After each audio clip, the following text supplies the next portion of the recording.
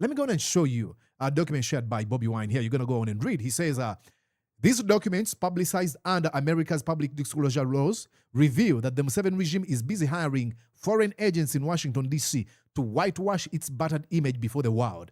According to the documents, the regime is executing agreements with American lobbyists to engage American legislators, non-government organizations, the media houses, or the media, and others on its behalf. But it is too late because the truth about Uganda is already out, and absolutely nothing the regime does can buy it back. Absolutely. And these are the documents if you want to go on and read. Hey, I actually printed some stuff here. I'm going to go on and read you where they're putting emphasis, where they're putting, you see that red? Let me read you here what it says. If yes, describe and in detail such political activity. The response must include, but not limited to, activities involving lobbying, promotion, perception management, lobbying, promotion and perception management, public relations, economic development, and preparation for dissemination of informational materials. That's what the Museveni criminal regime is trying to do. Engage in ways of how they can. Please, can you fix our image abroad? You're watching Mordecai Marissa Live Political Commentary. Please consider subscribing to help grow Uganda's Voices of Struggle ecosystem. Thank you. I cannot appreciate you enough for using your valuable time to always go on social media, break down things for people.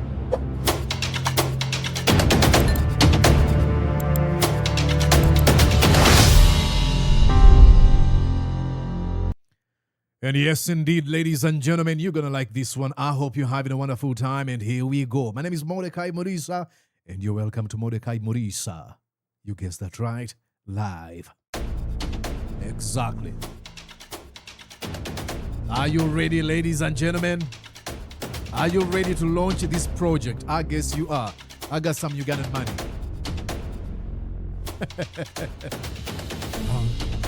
Here we go, ladies and gentlemen. I immensely appreciate you all for keeping it Mordecai Marissa every day. Hit the like button, smash that subscription button, and invite others to join us as well. Invite those people that would enjoy this content to come and join us. Well, ladies and gentlemen, the Museveni criminal regime is under growing scrutiny over human rights abuses at home. Now, in a desperate attempt to repair its battered image on international stage, a new revelation has sent shockwaves through Uganda's political landscape. Documents shared by National Unity Platform President Kyagulanyi Robert, famously known as Bobi Wine, and others, reported to have been obtained through U.S. public disclosure requirements, appear to show that the Ugandan government, the regime of Museveni, has hired Washington-based lobbying firms to advocate on its behalf in the United States of America. They're trying to get people in this country, in Trump's land, and be like, hey, can you help us? Please help save the image of Uganda. According to the filings, these lobbyists are expected to engage members of Congress, policymakers, non-government organizations, media organizations, and other information institutions in an effort to present Uganda in a more favorable light. Imagine that you've got to spend your the taxpayer money on foreign lobbyists to paint your government as this utopia. Why not do the right thing? They said if you tell the truth, you don't have to remember a thing. It's the truth. When they ask you, you're going to say what you said 2 days ago. Imagine how much money you guys are spending to make Uganda sound like a place everyone would like to be or to visit. Why don't you just make it that place? And that's why I have a very important question. Can money really buy credibility? Absolutely not. Can lobbyists erase years of abductions? Can lobbyists erase years of political persecution, torture of political opponents, suppression of dissent, and justice system that is weaponized against Museveni's political opponents? In my opinion, the answer is no. Let me go on and show you a document shared by Bobi Wine here. You're going to go on and read. He says, these documents, publicized under America's public disclosure laws, reveal that the Museveni regime is busy hiring foreign agents in Washington, D.C. to whitewash its battered image before the world. According to the documents, the regime is executing agreements with American lobbyists to engage American legislators, non-government organizations, the media houses, or the media, and others on its behalf. But it is too late because the truth about Uganda is already out, and absolutely nothing the regime does can buy it back. Absolutely. And these are the documents if you want to go on and read. Hey, I actually printed some stuff here. I'm going to go on and read you where they're putting emphasis, where they're putting, you see that red? Let me read you here what it says. I got it here. It says, I think I need these glasses. Okay. Oops. Okay. Here's what it says. Describe in detail all services which you will render to the foreign principal listed in item 10, either directly or through the primary registrant listed in item 8, referring to Uganda. Provide strategic advice and representation on behalf of the foreign principal within the United States. Registrant will facilitate communications with members of the legislative and executive branches of the U.S., third-party interests, think tanks, and non-profit organizations for the improvement of political, economic, and commercial relations between the Republic of Uganda and the United States. I'm going to have to read you that one more time. It says, registrant.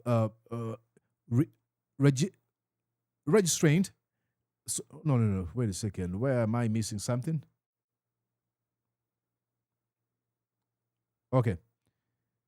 Provide strategic advice and representation on behalf of the foreign principal within the U.S. And what are they going to be doing? Facilitate communication with members of the legislative and executive branches of the U.S. government, third-party interest groups, think tanks, and non-profit organizations for improvement of political, economic, and commercial relations between the Republic of Uganda and the U.S. Now, I'm going to go on and show you what they say here. Again, I printed more for you. Listen here to what it says here. If yes, describe and in detail such political activity. The response must include, but not limited to, activities involving lobbying, promotion, perception management. Lobbying, promotion and perception management, public relations, economic development, and preparation for dissemination of informational materials. That's what the Museveni criminal regime is trying to do. Engage in ways of how they can. Please, can you fix our image abroad? How about you do the good thing? Look, there's so many places that are not actual. I don't see Ibiza or Switzerland having ads on TVs where they say, oh, please visit Switzerland. But I've seen people, friends of mine have said, oh, there's a country I would like to visit. And you'll be like, what country is that? They mention Greece or Switzerland and other countries. How about you do the right thing, Museveni? There's no amount of PR that's going to erase this. This is Muhoozi Kainerugaba, the commander of Uganda's defense forces. He was posting about what he wants to do to Museveni's political opponent, Bobi Wine. He says, the first thing I will remove from Bobi are his balls. Like, he's talking about castrating. Now, there's no amount of lobbying, there's no amount of documents that's going to change this. Until you take this man to a mental institute to be diagnosed and then be treated, there's nothing. There's no amount of money that's going to be spent in Washington, D.C. to whitewash this. Come on. He goes on to say, we will kill on sight all NUP. NUP is a registered formal political party, the National Unity Platform. So he says, we will kill on sight all National Unity Platform so-called foot soldiers until Museveni says otherwise. Until my dad says stop killing. What amount of money is Museveni and Muhoozi going to spend to change this? This is Museveni's son saying, I am going to... This is threatening violence. Do you know the best way you can actually fix the image of Uganda? Is by Museveni ordering the arrest of this man, because this is threatening violence. Is ordering one demotion of Muhoozi Kainerugaba for engaging in partisan politics. The Constitution bars him from doing that and getting him arrested. And then he goes on to say, we have killed 22 NUP terrorists. Now, he's referring to supporters of Bobi Wine's political party. He says, we've killed 22 since last week. I'm praying for 23rd to be Bobi Wine, which is a derogatory term to say little Bobi Wine. So there's no amount of PR and lobbying and whitewashing and image laundering that's going to be done in Washington, D.C., London, Paris, anywhere that's going to change what we see. There's no. You can hire the world's most expensive public relations firms. You can fill boardrooms in Washington, D.C. with polished presentations and carefully crafted talking points, but no lobbying contract can erase what millions of Ugandans have lived through or what the world has already seen. Reputation is not manufactured in foreign capitals. Absolutely not. It is earned at home. If the Museveni criminal regime truly wants this to change, its image to change, or the world to see Uganda in a very good way, it should start with addressing the issues that have drawn the international criticism, that have led us to flee our country where we were born, a place we call home. It should stop abducting people, torturing them, keeping them in torture dungeons. We should be in a position where we can fire a command of our defense forces who gloats in the abduction, torturing, and killing of innocent people. We're talking about a man who orders the abduction of his daddy's political opponents, tortures them in torture dungeons, takes pictures of them, posts them on social media. Come on, what's going to erase that? Tell me. Nothing. Zero. Zero. Zero. These people. Okay, let me go on and show you that. Now that I showed you that there's been a number of people who have actually been reporting about the same. You have, where's this gentleman? Where's this gentleman? Okay, this is Kenneth Roth, former Human Rights Watch Executive Director, 1993 to 2023. He says, Uganda's military is arbitrarily seizing government critics, holding them incommunicado, then handing them over for bogus prosecution, an effort to silence and curtail all opposition and independent media. This is what you're doing. Once you do this, you're gone. It's what you're doing. Stop doing this. That's the only way you can fix the image.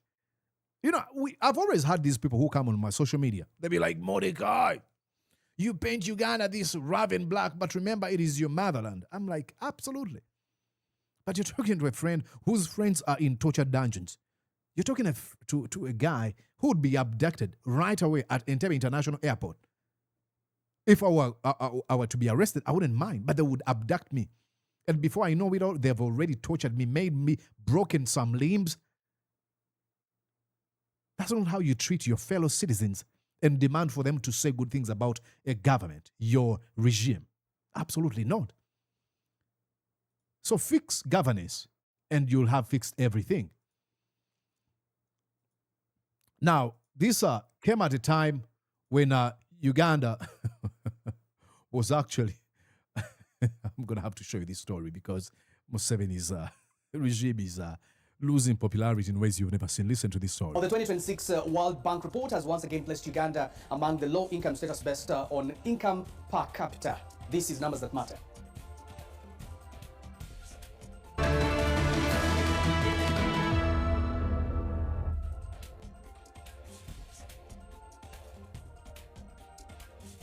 Among the East African countries, only Kenya. Now, among the East African countries, only Kenya and Tanzania have attained middle low income status, while Seychelles is the only African country with high income status. Now, let's take a look at some of the countries in the low income bracket. We have Burkina Faso, Burundi, Central African Republic right there. We have Chad, we have DRC, Eritrea, Mozambique, and the countries go on. We have Guinea-Bissau, we have Liberia, we have Ethiopia, Madagascar, Malawi, Mali, and Sierra Leone. And you got Uganda right there, low income country. It's sad. But when you look at Museveni, what he's been saying in the past few years, listen here, this is 2022 June. The interest point. The interest point. The interest point for the You're listening to an economist, Museveni. lower middle income status is US dollars 1,000. Imagine a man having to fight with data, with analytics, with research. He's been in power for 40 years, but not even his country has gotten to middle income status. And in order to sort of to fight with reality, he's got to come up with his own numbers. Oh, according to what we know, blah, blah, blah, blah, blah. 36. We have now passed that figure. Congratulations. Congratulate yourself, because you are actually probably in the first world in your mind and in your family, but not the Ugandan people. So you're congratulating yourself. However, to be declared a middle-income country, you need to sustain this for 2 to 3 consecutive years. Is to work with the middle class and the investors from outside to completely transform Uganda from a low middle-income country, which we are now. Lower middle income country is fighting to be a middle income country. We are no longer a least developed country, we are now a lower middle income country. To high middle income country, moving towards first world country. Why are they clapping? But as we speak now, 67% of the homesteads are in the money economy. And Uganda has graduated from the least developed countries to a lower middle income country. You know, he's been promising middle income status for years, but now he's by himself with glee over, because Uganda is in low income status, we are not in the least income status. Imagine having been in power for 40 years and you are congratulating yourself for having moved from a least middle income status to a lower income status. It's like almost the same, dude. Our GDP rose from 3.9 billion in 1986 to now 69.3 billion by forex exchange method and 197.1 billion by the PPP method. Unless they say we are useless, we go home and they come here and do the work. And the problem is, you media, you like quoting World Bank, IMF, when you have the data here. You know, you like quoting the International Monetary Fund and the World Bank, but you know what? We are trying to achieve the goal of the IMF and World Bank, but don't quote it. Did you come up with that term, the least income status or low income status? No, you didn't. See, they want to quote the IMF when it is convenient. When it is inconvenient, they'll be like, why are you quoting IMF and World Bank? We can use our own data. That's what the game they play. Always. You know, Museveni usually says, we don't listen to the West, blah, blah, blah, blah. And the moment he says, the World Bank or this organization declared Uganda to be in this. I thought we don't rely on the West. I forgot to add this. This was part of the script. And this is Muhoozi Kainerugaba preaching. They do this all the time. They preach drinking water, but end up drinking wine. Listen to what he's going to say. Your Excellency, furthermore, we shall not allow foreign interests to determine our national narrative. It says we shall not allow foreign interests to determine our national narrative. While he's hiring his lobbyists in Washington, D.C. to determine Uganda's national narrative. Every accusation is admission of guilt. When they accuse you of engaging these foreigners or whatever to malign Uganda, you know for sure that doing things that lead to maligning of our nation, as they deny, because they know they can actually launder the image by having lobbyists in Washington, D.C. to do that job. Look at this charlatan. The impunity within certain elements of Uganda's political class and media directly impacts the country's security. This is I don't know, a fake guy. I don't know even how to describe him. He has no moral authority to talk about impunity. He's a man who abducts people. He's a man who tortures them. He's the man who gloats in those kind of actions and even posts their images, their naked bodies after they've been tortured. And he's the one who's talking about impunity. What type of ChatGPT wrote this speech? Does he even know what it means? It looks like it doesn't sound like he does. Gosh, now let's go back to the video. And actually, that brings me to the next story. Please stick around. I'm going to be back here. Where did I put it? Yes. Uganda is right here. America is advising its citizens, do not travel to Uganda. And for what reason? Again, I'm going to be back. Please stick around. It is the same. The Ugandan government is fighting with reality. When we say, hey, I think it is just wrong to have a command of the Uganda Defense Forces who engages in blatant abuse of the law, and you make me the target. I mean, for example, let me give you something here before I go. I just remembered. Let me take you here. Was it brother Sas Marvin? Absolutely. NUP lawyer. Okay. Sassy shared something. I'm going to show you something. This is how you fail as a country, okay? Okay. Yep. Watch here, ladies and gentlemen. Read yourself. Magistrate Miss Gloria Atim, who granted Honorable Media Matembe bail, has been transferred to Chiboga District. Ivan Senoga, who granted Timothy Kariejira bail, has also been sent to Luwero. In 2025, William Muwonge had just been posted to Kawempe when he gave 21 NUP supporters bail. 2 months later, in March that same year, he was immediately transferred to Mukono and later in Arua. I'm adding this case in case someone intends to tell us how the sudden transfers are not discussed as punishments. And then Jimmy Spire was so quick to say, a country that rewards brokenness while punishing integrity nurses its own breaking.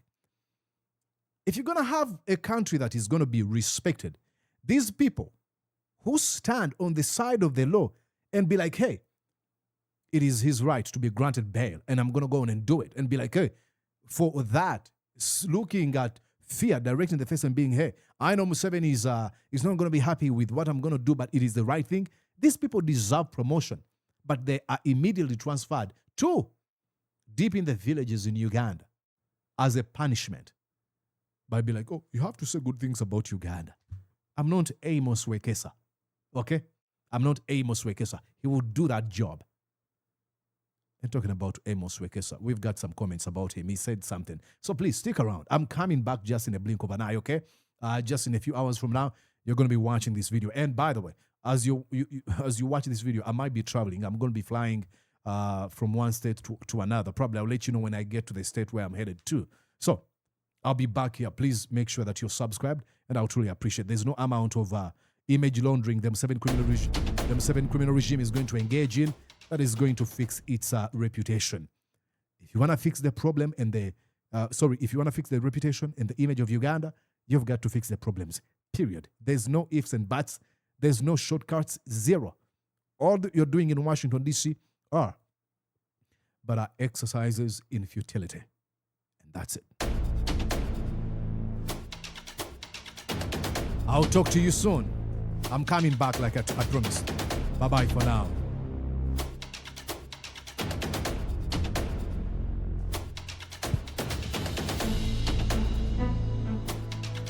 Did you enjoy what you just watched? I'm sure they did.